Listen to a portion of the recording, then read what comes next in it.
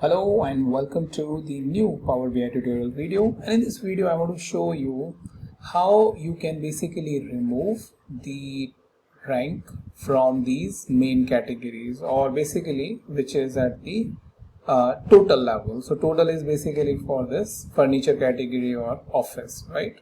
So because it is not adding any value, if you see, it's always 1, 1, 1 and 1, right?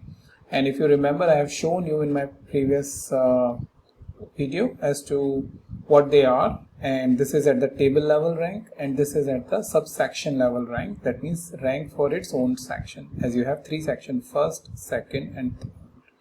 So with that, let me show you how we can remove this particular piece, because what we are doing is we are creating a rank which is only at the subcategory level, in this case, which is for the entire table. So I'm coming on to the second table, and what I'm going to do is I'll just come over here, var underscore subcategory rank is equals to this, right?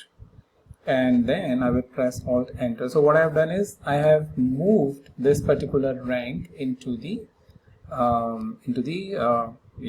in a variable. So I'm creating another variable.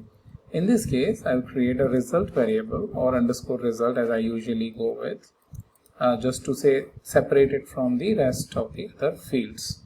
Okay, so we are saying if is in scope, right? So now with the help of in scope function, what we want to say is if we are in the scope of a particular dimension, well, in this case subcategory, right, then only show this, otherwise don't show this.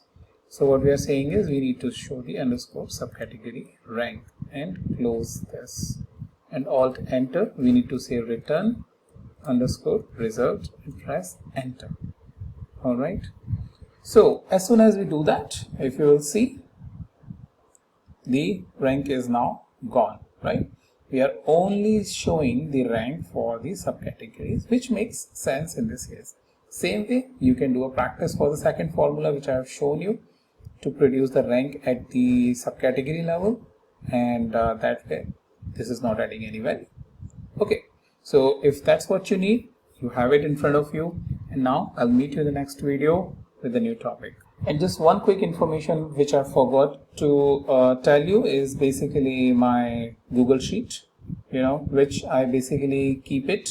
This link I keep it in the description, so that you can come and view all of my 300 plus video in an easy to search manner, and find the video and jump onto that video using the video link. Similarly, if you need data set, the link is present in description, and I am using the data set which is this particular one, sample superstore, which is in the dataset sheet of the dataset folder. So this is the dataset sheet. All right, I wanted to just give you this information in case you want to replicate these results. With that, thank you so much. Meet you in the next video with a new topic.